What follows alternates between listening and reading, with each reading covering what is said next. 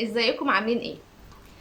حلقة النهاردة حلقة مختلفة جدا. خرجنا بقى من جو الحلل وجو تجهيزات العروسة وتجهيزات البيبي والنونو، ودخلنا بقى في حوار جديد قوي ولطيف جدا، وخصوصا ان احنا في كلمات دارجة بنتكلمها وامثلة بنقولها وهي كلها غلط.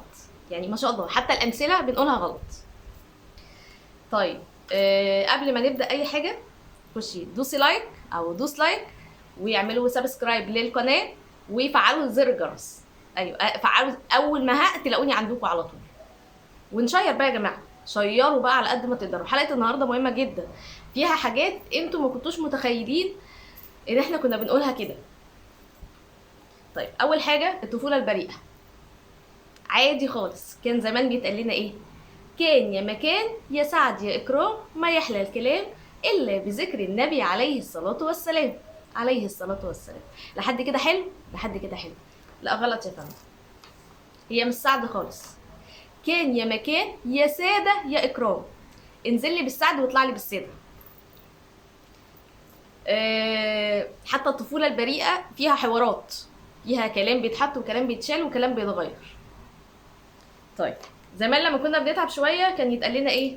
اسأل مجرب ولا تسأل طبيب. يعني خلاص احنا هناخد من اللي جرب دوت وهننسى الطبيب بقى، خلاص شكرا يعني. المثل بيقول في الحقيقة اسأل مجرب ولا تنسى الطبيب.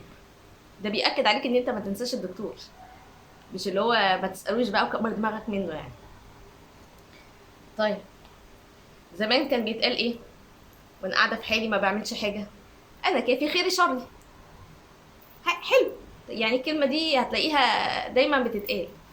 حضرتك كافي ايه يا فندم؟ كافي خيري شري. خيرك خير مين يا فندم؟ كافي خير شر. واسفاه، كافي غيري شري مش خيري. يعني انت كمان هتكفي الناس خيرك؟ ليه يا عم؟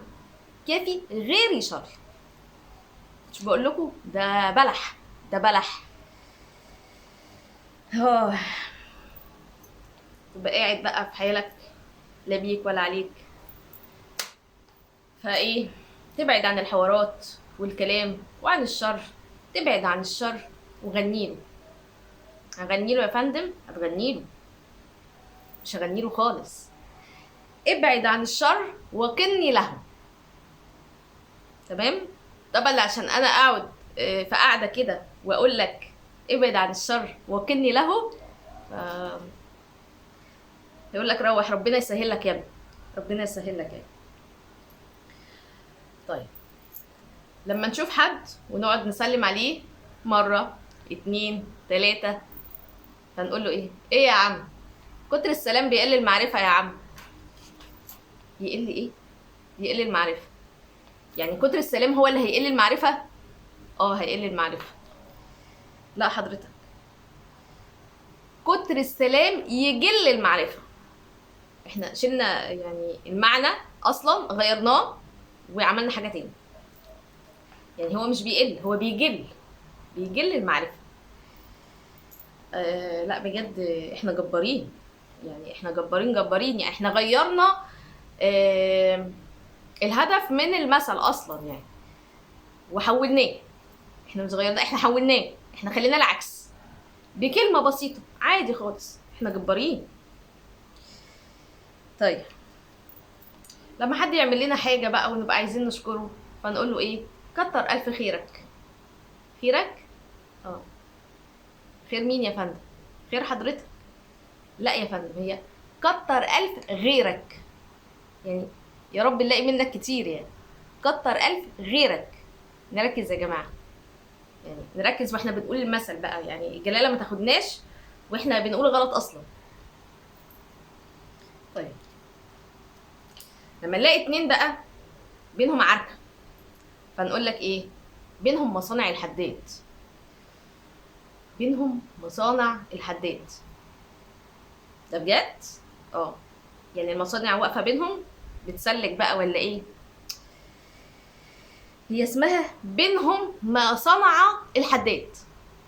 يعني تخيلوا انت قاعد بقى تقول ايه؟ ده بينهم صنع الحداد، واحنا واخدين اصلا على مصانع الحداد يعني. لا الموضوع جميل يا جماعه، الموضوع احنا طلعنا بنغير في كل حاجه وبنقول اي حاجه في اي حاجه. والله انا خايفه يكون كلامنا اللي احنا بنتكلمه دلوقتي ده في كله غلط يعني، لعل وعسى.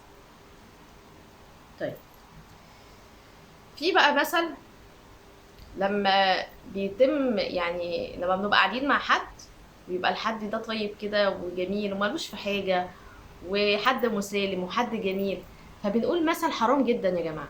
انتوا متخيلين ان احنا في مثل بنقوله حرام جدا؟ وهو ايه بقى؟ طور الله في برسيمه. ايه طور الله في برسيمه دي؟ لما جيت قريت عن المثل ده فعرفت ان هو حرام جدا، حرام ان احنا نقوله اصلا. ممكن ان احنا نكون بنتكلمه عادي، ده يا ستي يا سيدي ده طور الله في برسيمه، مالوش في اي حاجه. المثل ده غلط تماما. هي اسمها ايه؟ طور لاهي في برسيمه. ده متنيل ملهي في البرسيم بتاعه،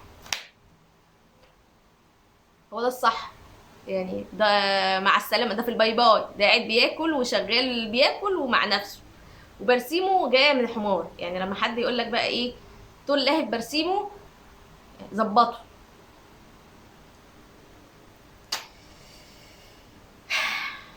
مثل او جمله بنقولها وكنا بنسمعها في الافلام ومن كتاب كبار في الافلام بتاعتهم بتاعت زمان، وكانت بتتقال غلط. لما نكون بنتخانق بقى، وبالذات بقى هتلاقي في الافلام بتاعت زنقه الستات بقى في اسكندريه بقى وايه، وطبعا في المحافظات كلها، فتلاقي واحده بتقولك ايه، نعم يا الدلعادي. هي مش الدلعادي خالص خالص اصلا يعني، هي المفروض نعم يا ألد اعدائي. فتخيلي بقى وانتي قاعده بتردحي، فبدل ما تقولي يا الدلعادي هتقولي ايه؟ نعم يا ألد اعدائي. هتلاقي كوميديا في الحفله يعني. فانتوا متخيلين حتى كنا بنردح غلط يعني. لا انت كنت بتردحي غلط يا مدام، غيري بقى، هي مش الدلعادي خالص. نركز واحنا بنردح، نركز. طيب الناس بقى اللي هي يا حبايبي بيتعلموا بيستفيدوا، كلنا بنستفاد من ناس اكبر مننا، من بنتعلم منه. فيقول لك ايه؟ من علمني حرفا صرت له عبدا. اللي يعلمني حرف انا افدله على طول، صرت له عبدا. لا يا فندم، احنا عباد لله وحده لا غير. حتى لو انت علمتني انا يعني هحفظ ده ليك عهدا، بس مش هبقى عبدا. عبدا دي لله لوحده. فلما نيجي في حاجه زي كده فهنقول ايه بقى؟ من علمني حرفا صنت له عهدا. انا هصون كل اللي هو عمله ده. من صرت عبدا لصنت عهدا، انت غيرت جمله، ده انت غيرت ملامح امها. نركز. لما قعدت ابحث حسيت ان انا يا جدعان ايه ده يعني، ايه ده بصوت الليمبي يعني، ايه يا جدعان ده، ايه ده.